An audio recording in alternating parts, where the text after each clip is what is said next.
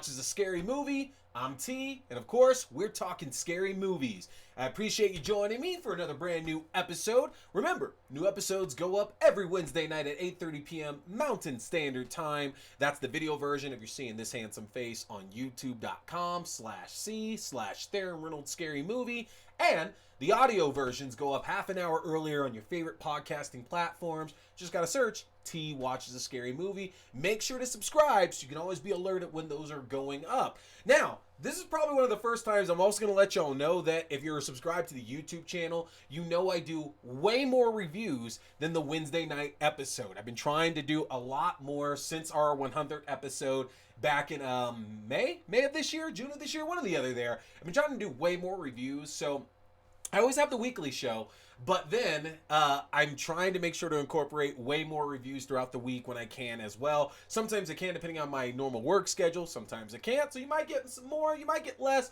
Who knows? But the Wednesday show will always have an audio version of it. Who knows? In the future, I might convert all the other reviews to audio for y'all as well. Also, find me on Twitter, AXDEW. That information's right there for you as well, too, because that's where I post all my random horror thoughts that I'm having at any time of the night. For example, me and some friends, we watched Final Destination last night, and we were just having a great old laugh again, because I love the Final Destination series. I think they're all fun. It doesn't matter the quality from one to the next. Like, sure, some people would say the first and the second movie have better quality than the rest of them. I think they're all fantastic, honestly. But I was pointing out there's a humorous part in the first movie when Devon Sawa's friend Todd is killed by death. I'm pretty sure it's the first death after the actual plane crash itself. And, that's when he gets, like, strangled in the shower by, like, the shower cord and everything. But there's this hilarious part where, like, the blue liquid is seeping from, like, the toilet or whatever, and that's what Todd slips on to, like, fall into this trap. And then after Todd dies, the liquid, like, recesses back in. And I was just dying because for years it's like, why is death covering up its tracks? Like, it's not like the cops or the FBI are going to show up like, wait a minute. Death's fingerprints are right here. Catch that motherfucker. Like, it's not like Death is out there as a murder suspect or anything. Death really out here like, oh man, I gotta watch my back now. That's 25 to life right there. I got priors, man. Fucking hilarious. Still dying about that. We were watching that. We were watching Urban Legend.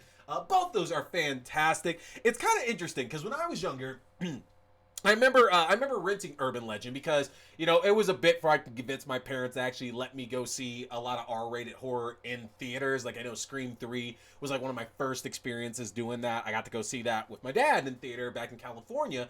But I remember renting Urban Legend and I liked it, but at the time, I was so young, I thought everything was supposed to be a clone of Scream. So I liked the fact that it was a bit meta. It was a bit self-aware. But it wasn't in the same style that Scream was. So when I was younger, I enjoyed it, but not as much. And these days, I appreciate that movie a hell of a lot more. That is such a fun movie, honestly. And it goes right in hand with those late 90s slashers that we got, like Scream, I Know What You Did Last Summer, Urban Legend, Valentine, Wes Craven's New Nightmare. Every single one of those feels so uniquely different. If you haven't checked it out recently, make sure to watch that. And actually, watch the sequel too, because Urban Legend's Final Cut is not a bad sequel as well either. We get one returning character, actually a couple of returning characters from the first movie in that one. But it's actually a really fun sequel as well too. Check them out if you're ever thinking about it. Now, before we get to the review I have tonight, which is going to be Speak No Evil, some quick movie news to talk about. I got to follow up on the Munsters because, as you know, the Munsters was released this past week, available on Netflix as well and physical media as well too. And it seems very much that the internet is divided on this one, way more than I actually expected it to be. Now, if you saw my review, I said that there was a lot to enjoy, in my opinion, if you're a Munsters fan, because Rob Zombie very clearly made this with love for something that he just loves so much. He loves the Munsters, and if you watch this movie, it's very clear his respect and his admiration he has for that series as well, too. But I said, if you weren't really a Munsters fan, this doesn't really seem that accessible because the humor, the lack of plot in it, the characters, they don't really stand out in my opinion if you're not a big Munsters fan. And I've been kind of wrong about that because I've seen some people who are self-admittedly not big Munsters fans that said they really enjoy it. And I say good for y'all. But thinking about it even more, and I've said this to a few of y'all in the comment section, I've said it on Twitter a little bit as well too, but I really think that Rob Zombie needs to approach Netflix about a follow-up TV series. Because, again, he took a route that most folks don't do when they're doing those TV to movie adaptations. You know, it's not a case to where we're taking those characters in that situation and putting them in something completely out of their wheelhouse, like the Brady Bunch movie, which I mentioned in my review. It's not a case of Charlie's Angels to where you're taking like a lot of the best elements of the show and you're adapting it for modern times where it's an action comedy at that point, but it's a 90s action comedy. It's not like either of those. Like, this is one of the very few times, and I can't think of it off the top of my head, but this is one of the very few times to where a filmmaker has taken that property and just said, you know what, fuck it, I'm making a prequel. Like, I'm literally making a prequel. It's in the same universe. I'm not updating anything right now. It's the same jokes. It's the same time right there, even though I'm making this in 2020, 2021. And I truly do respect Rob Zombie for doing that because it's a dangerous approach to take because, again, this doesn't appeal, in my opinion, to anybody who's not a Munsters fan, and I'm seeing a lot of love for it right now. And good on you, because I know Rob Zombie's entire catalog can be a bit polarizing. Like, for example, folks always dunk on Halloween 2.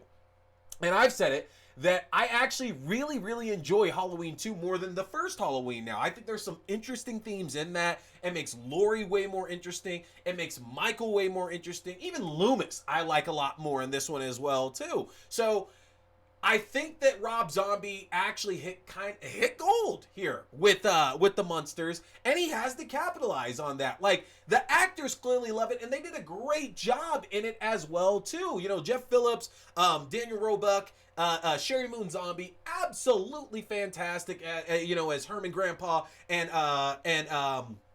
Lily, and I think they would be great seeing coming back and doing another season. And you know what? Honestly, give them 2 seasons. Don't even bring the kids into it yet. There, save the kids for season 2. You know, you bring Eddie and I forget what the daughter's name is, but do the first season just again with those 3 there.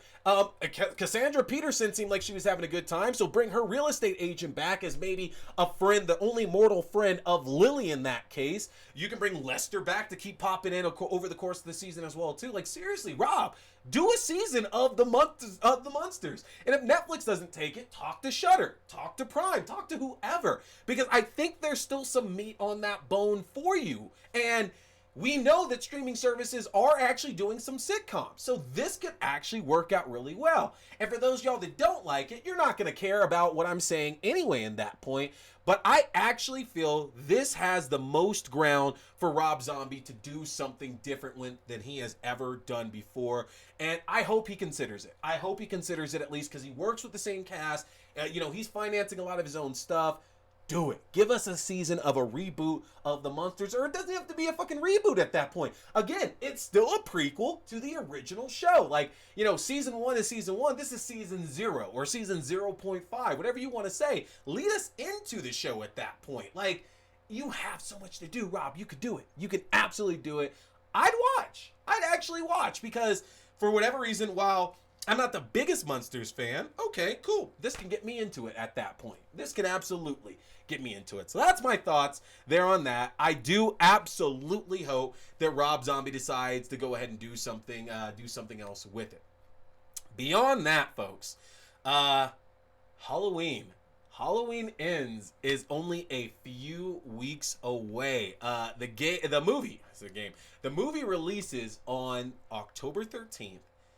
And I'm stoked. I am absolutely stoked for it. I'm more stoked for it than I was for Halloween Kills. And it's funny, I was just talking about Rob Zombie and his Halloween movies.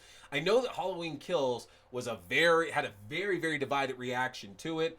I was a fan of it, honestly. I got what I wanted. Michael went around fucking up everybody. And then on top of that as well, too, we got Jamie Lee Curtis back. I know she wasn't really around Michael in this one, and that's the entire point of it, is that it's other characters' stories. But I really enjoyed Halloween Kills, and Halloween Ends looks like the movie that I want back again here. So let's do that. I got my tickets. Opening night. I am stoked for it. I'm going to see it in IMAX. I'm ready for the last adventures of Laurie Strode. And at least for now, Michael Myers. But I also agree with the idea that's been presented after this movie is done.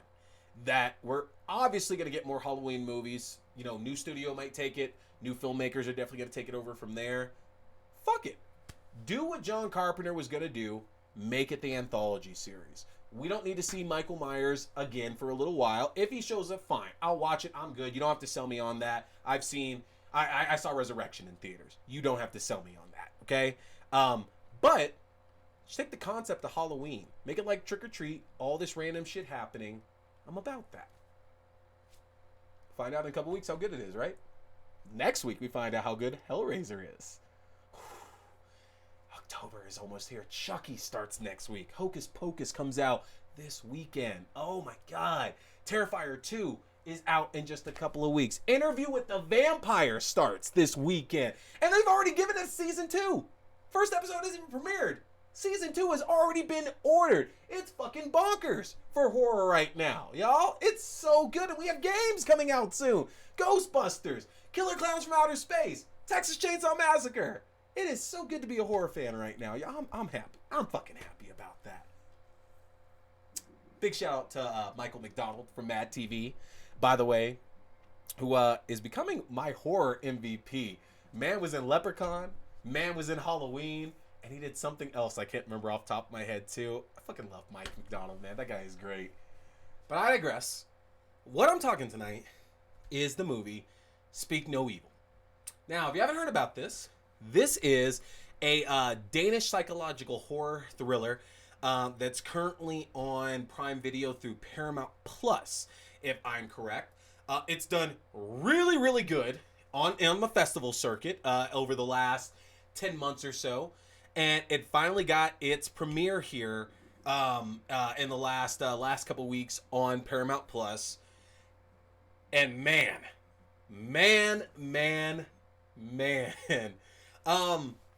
you know, as I've gotten older, I've gotten an appreciation for a lot of slow burn horror movies. Honestly, you know, I was telling somebody, and y'all have probably heard me say this before, but I was telling some friends of mine recently while we were watching some Tales from the Crypt episodes that, you know, as a kid, it's so weird because while I love Tales from the Crypt, I was always disappointed whenever it didn't feature monsters and demons and vampires and things like that, because those were typically the episodes I was catching like parts and bits and pieces of, and then Demon Knight came out, and it's like, well, I thought the entire show was about monsters and stuff like that. Like, I was already disappointed the Crypt Keeper wasn't really featured in more than one episode as the you know, the monster in it, and even then it was only like for a second. He was Baby Crypt Keeper, but all the episodes about murderers and stuff like that as a kid didn't really, like, it didn't stand out to me.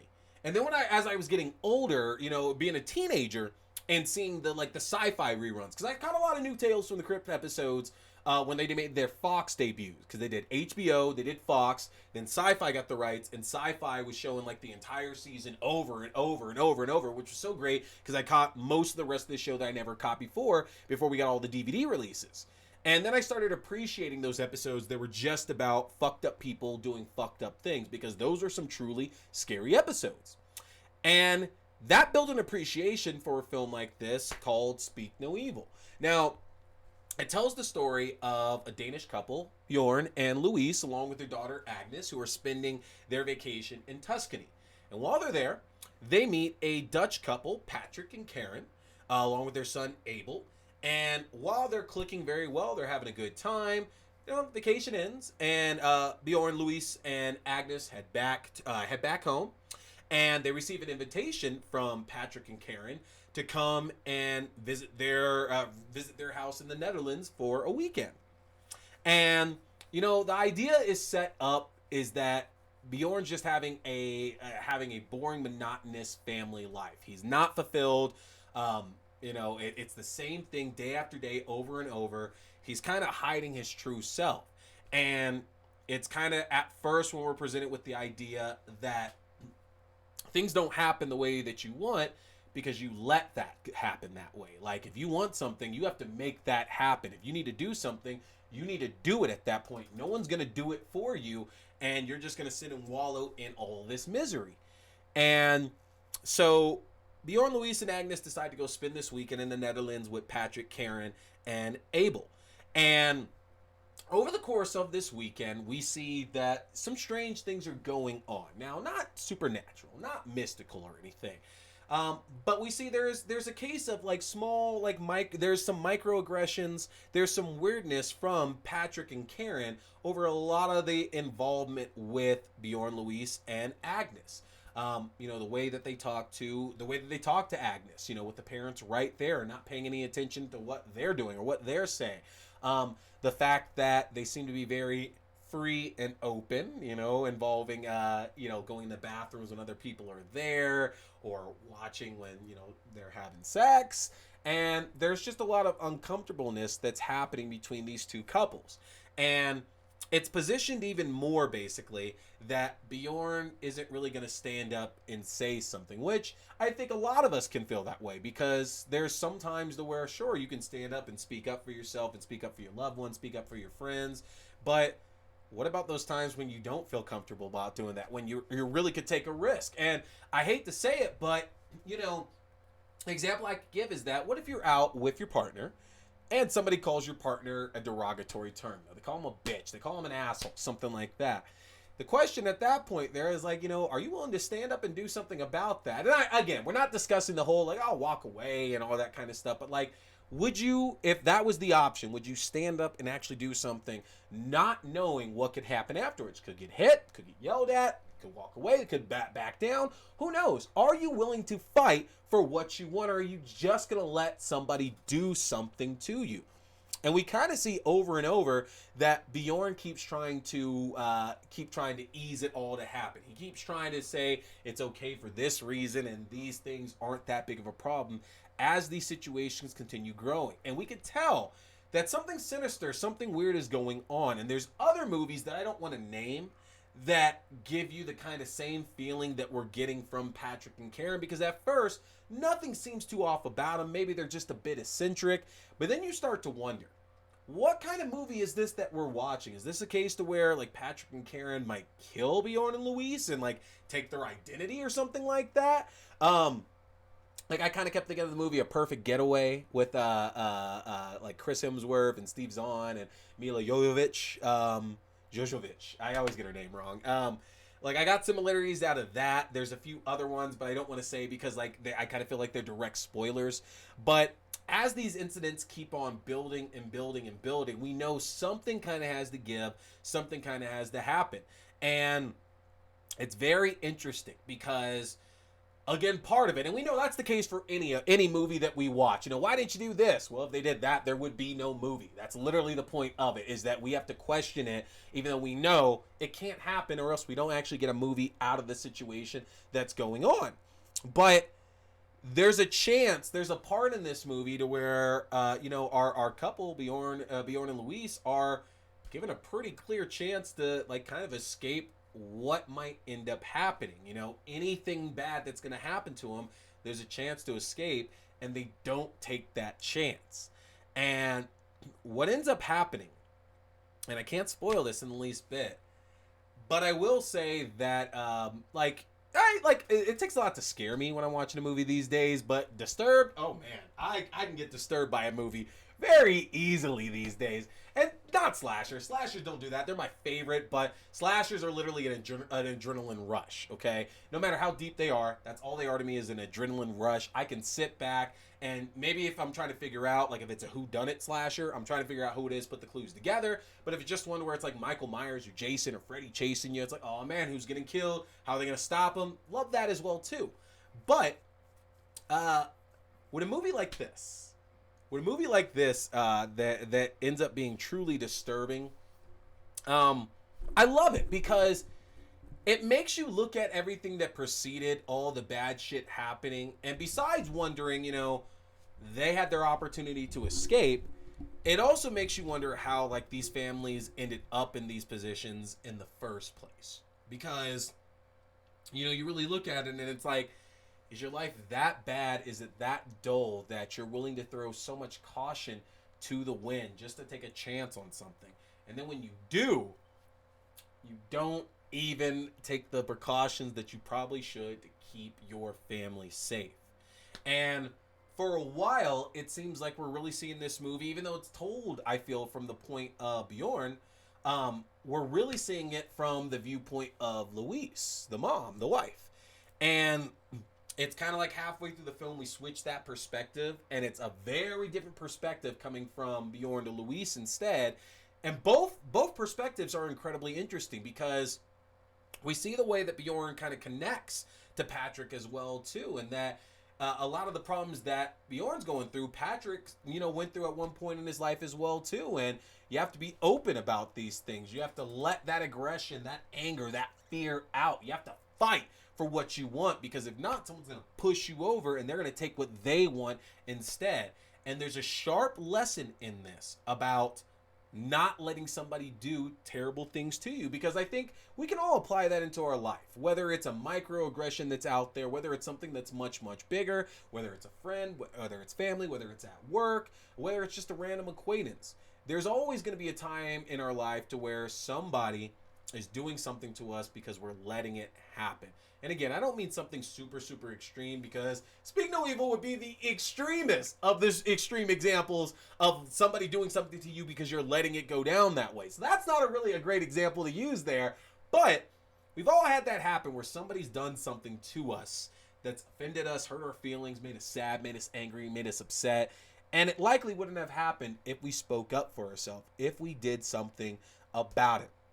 And I love the thought process behind that there is a lesson from this movie for sure that tells us that you need to speak up and you need to fight for something that's important to you, because if somebody's already going to do something terrible, if they're convinced, if they're committed to do this awful, awful thing to you, you have to be the one that stops that from happening. And I can't say a lot more about it, because anything else would really give these huge, huge spoilers away about the movie. And I don't want to, because it's worth seeing. The last 20 minutes of this movie are brutal. They are brutal. They are unforgiving. It's sad. It's gut-wrenching. And it's terrifying as well, too. And we see the nature of what's actually going on. And it's hard not to get, and I realize just because of the setting, like, I've seen people, like, talk a lot about Midsommar, and this doesn't really have anything at all, like, besides the setting, really to do with Midsommar, honestly. I don't feel like, these people are from, like, the same, like, cult or the same family that, like, our villains in Midsommar were from or anything like that. But I guess you could say there's a bit of, like, an influence kind of lingering over the top there. It's hard not to kind of feel a little bit of that as you watch this movie. But you guys got to go check it out. Again, it's on Paramount Plus through Amazon Prime, or just Paramount Plus separately. Check it out now. Speak No Evil. It's the one you got to see, y'all. Hey everybody, I appreciate you checking out this video, whether it was a review, whether it was a new episode, whether it was an unboxing, an interview, or whatever else. I want to remind you can check out my separate reviews also on my YouTube page, and new full episodes go up every Wednesday night on YouTube at 8:30 p.m. Mountain Standard Time, and on your favorite podcasting platforms at 8 p.m. Mountain Standard Time. Don't forget to hit that subscribe button, like and share. My name is T. We've been talking scary movies. Stay scared.